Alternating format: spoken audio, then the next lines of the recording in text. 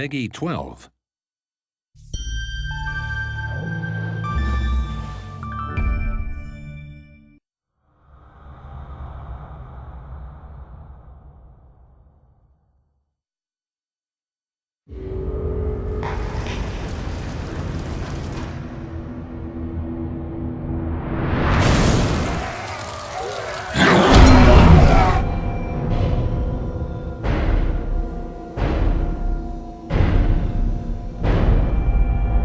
Welcome back to the world of Ashan, the setting of all our Might Magic games.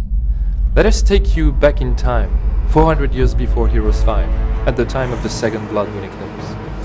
Once again, demons are swarming out of the bowels of Sheol. To repel the invasion, the various nations of Ashan will have to set aside their petty quarrels and unite their forces. The Knights of the Holy Empire and the Necromancers of the Seven Cities will get help from the most unexpected of allies. The Orcs. Way back during the first eclipse, the peoples of Ashen were in really bad shape. Demons were pouring out of Sheol and they were being overrun. What they eventually did was they called upon the wizards of the Seven Cities to come up with a solution. And they got this kind of unkosher idea and started injecting demon blood into criminals.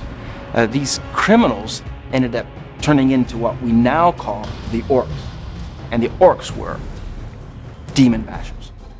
And these Orc armies then pushed the demons back into Sheol, and there was a relative time of peace. Now the wizards were extremely proud of what they'd accomplished. The Orcs had won the war. And so they decided to keep the Orcs as slaves. Now Orcs will be Orcs. They didn't really like the situation, so they eventually rebelled and they fought and they won their own freedom. And by the time you get up to Heroes 6, there's still a lot of animosity in people that preferred them in chains. Sandor is the bastard child of Duke Slava of Griffin and his first love, the beautiful Lady Elizabeth. A political burden since birth, he soon became a troublemaker and found an outlet for his frustration and anger alongside his father's master of arms, the Orc, Thrall. Imagine the Duchy of Griffin and the Duchy of Wolf, they've been feuding for decades. Sandor's that son that just finally can't put up with it anymore. He stands up to Duke Gerhard, the Duke of Wolf, and gets himself in trouble. It leads to exile. Krau takes Sandor into the Red Skull Islands. This is where Krau was born. It's Orc country, right? Think dancing with jaguars, blood-like rituals.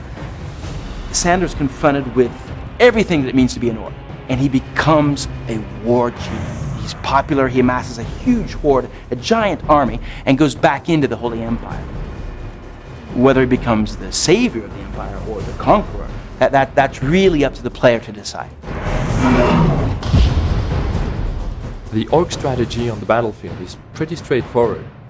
Rush now, think later. The stronghold creatures are fast, highly mobile, brutal, and tough.